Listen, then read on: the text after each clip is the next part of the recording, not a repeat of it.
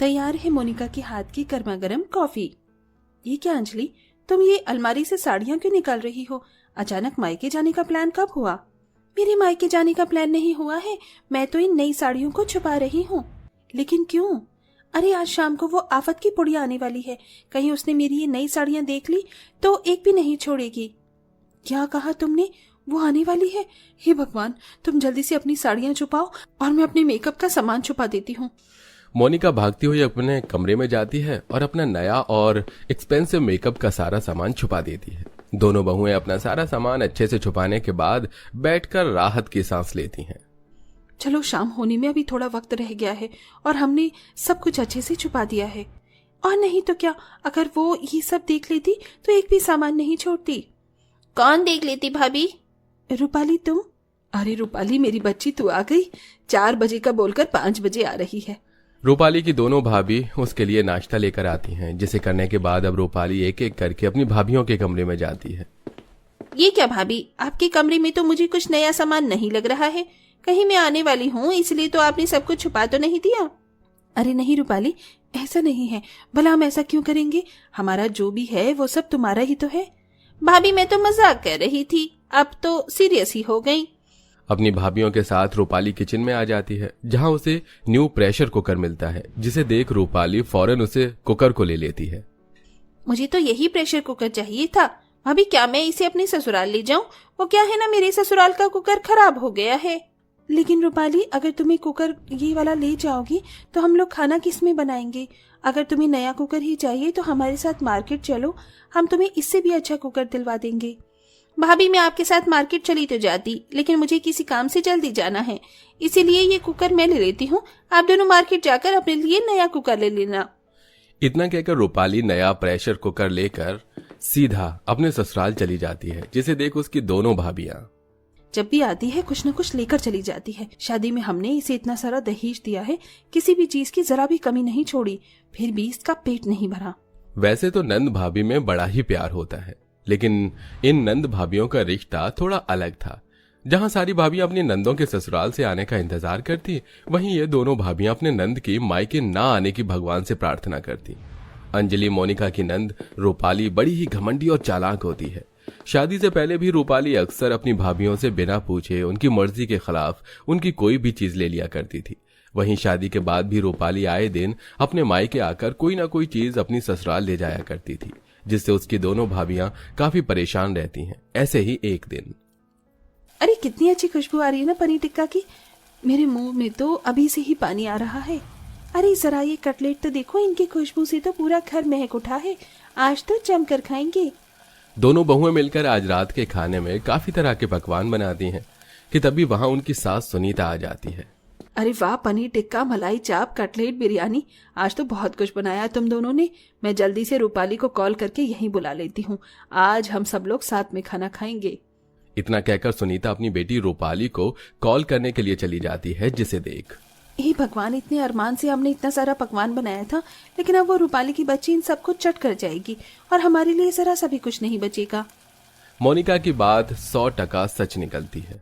रूपाली अपने हिस्से के साथ साथ अपनी दोनों भाभियों का हिस्सा भी जानबूझकर खत्म कर देती है, जिसके चलते अब दोनों भाभियों को सुबह की बासी रोटी और सब्जी खाकर अपना पेट भरना पड़ता है और ऐसे ही समय गुजरता रहता है। मोनिका, आंटी जी ने तो बहुत सुंदर कड़े बनवाए हैं तुम्हारे लिए। ये कड़े तो माँ मुझे मेरी शादी में ही देना चाहती थी, लेकिन थोड़ा बजट कम पड़ रहा था, इसलिए नहीं दे सकी। अपनी माँ के दिए हुए सोने के कड़े को पहनकर मोनिका काफी खुश हो रही होती है। तभी उसकी खुशी भंग करने उसकी नंद रूपाली आ जाती है। वाह भाभी, ये कड़े तो कितने प्यारे लग रहे हैं। आपको पता है, ऐसे ही कड़े का डिजाइन मैंने एक मैगजीन में देखा था। जब से मेरा मन इन कड़ों को पहनने का कर रहा है। काश मैं भी ऐसे कड़े पहन पाती। हाय मेरी बच्ची, कैसे उदास हो गई। मोनिका बहू, थोड़े दिनों के लिए अपने कड़े निकालकर अपनी ननद को पहनने के लिए दे दे। इस बेचारी के भी इन कड़ों को पहनने के अरमान पूरे हो जाएंगे। माँ जी, ये आप क्या कह रही हैं? ये कड़े मुझे मेरी माँ ने दिए हैं, मैं रूपाली को कैसे दे सकती हूँ? अरे तो मैंने कौन सा बोला है तुझे कि तू हमेशा के लिए इसे दे दे? कुछ दिनों के लिए दे दे और जब तुझे पहनना हो तो वापस ले लियो। हाँ भाभी, और वैसे भी मुझे परसों एक शादी में जाना था, मेरी साड़ी पर ये कड़े काफी अच्छे लगेंगे। इतना कहकर रूपाली खुद ही मोनिका के हाथों से उसके कड़े निकाल कर पहन लेती है। देखा माँ, ये कड़े मेरे हाथों में शिवपुर गांव में बबीता अपनी 2 बेटी शर्मीली और सुमन के साथ एक छोटे से घर में रहती थी। बबीता के पति का कुछ समय पहले ही इंतकाल हो गया था, इसलिए बबीता सोचती है कि उसकी बेटियों की शादी जितनी जल्दी हो जाए उतना ही बेहतर है। मुंशी जी, मैंने आपसे कितनी बार कहा है कोई रिश्ता देखकर बताओ लड़की के लिए। लड़की 19 साल की हो गई है। भाभी जी, मैंने बहुत जगह बात की, लेकिन हर कोई दहेज मांगता है, कोई कुछ मांगता है तो कोई कुछ मांगता है। मुंशी जी, तुम तो जानते ही हो हमारे घर में कोई काम करने वाला नहीं है। मैं जो दूसरों के घरों में काम करके पैसा कमाती हूँ उससे तो बस घर का खर्चा ही चल पाता है। ऐसे में हम दहेज कहाँ से देंगे? भाभी जी, एक रिश्ता है, लेकिन आदमी की उम्र लगभग 50 साल है। उसकी पहली पत्नी मर चुकी है, पहली पत्नी से 2 बच्चे भी हैं, लेकिन आदमी मालदार है। तुम्हारी बेटी को कोई परेशानी नहीं होगी। लेकिन मुंशी जी, उम्र बहुत ज्यादा है, लोग देखेंगे तो क्या कहेंगे? लोगों का काम तो कहना ही है। अगर अच्छे घर में करोगी तो दहेज देना ही पड़ेगा। आजकल कोई भी आदमी बगैर दहेज की शादी नहीं करता है, और तुम्हारे पास तो खुद के खर्चे के लिए भी पैसे नहीं है। ऐसे में दहेज कहाँ से दोगी? तुम सही कह रहे हो मुंशी जी, हमारे पास तो फूटी कौड़ी भी नहीं है। तुम बात करके लड़की की शादी करवा दो। कुछ ही दिनों में शर्मीली का विवाह हो गया। जिस आदमी से विवाह हुआ था उसका नाम था अशोक। अशोक एक सरकारी कर्मचारी था। अशोक के 2 लड़के थे, आकाश और सुमित, और एक विधवा बहन भी थी जो घर की मालकिन थी। उनका नाम रूपाली था। आकाश अपनी माँ के लिए बाजार से कुछ ठंडी चीजें ले आ। गर्मी बहुत हो रही है। उतने में ही अशोक आ जाता है। उसके हाथ में कुछ सामान था। अशोक शर्मीली को खुश रखने के लिए कोई ना कोई तोहफे रोज लाया करता, लेकिन शर्मीली को ना जाने क्यों अशोक के पास बैठना और हंसने बोलने में भी संकोच होता था। इसका कारण ये था कि अब तक ऐसा ही एक आदमी उसका पिता था, जिसके सामने सिर झुकाकर देह चुराकर निकलती थी। अब उनकी अवस्था का एक आदमी उसका पति था। वो उसे प्रेम की वस्तु नहीं, सम्मान की वस्तु समझती थी। उनसे भागती फिरती थी। अशोक के सामने आते हुए शर्माती थी।